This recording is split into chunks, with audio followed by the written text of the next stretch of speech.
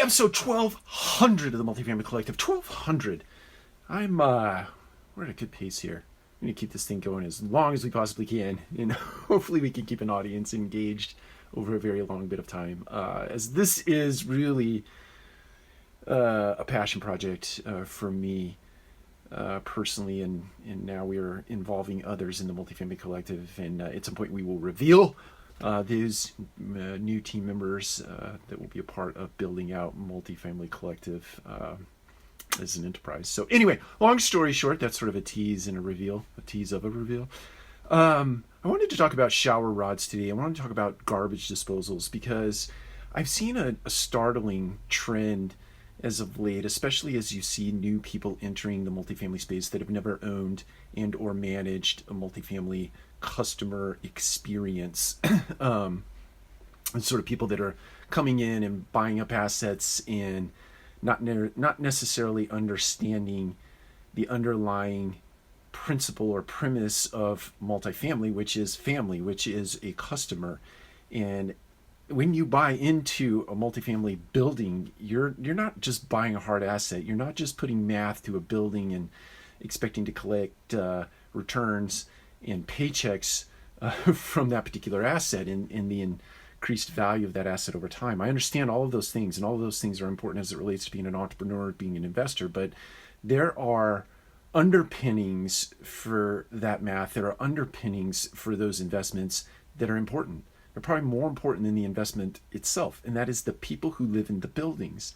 And the startling trend I've seen as of late is that people come in thinking they know what they're doing, and they make decisions like not putting shower rods in the bathrooms anymore, or not replacing garbage disposals when they break, or not putting garbage disposals when they do a turn. They just take the garbage disposal out, or they take the dishwasher out, or they take other amenities, unit amenities, out of the units.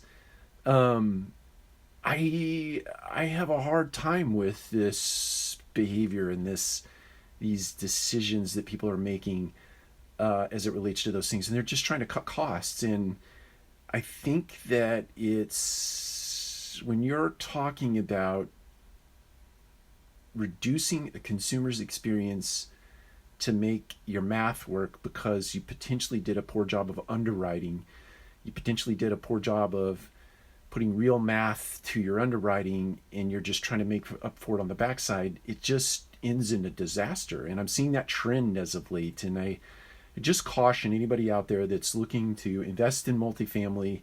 If you're looking at cutting costs, really consider before you make a decision like that, really consider the consumer experience, especially in the area. And they're all important, but if you're going to mid-lease take somebody's garbage disposal out and not replace it, you need to consider the math in that equation, because that resident moved in with an amenity set, and now you've taken a part of that amenity set away. So are you doing rent reductions? Are you considering rent reductions?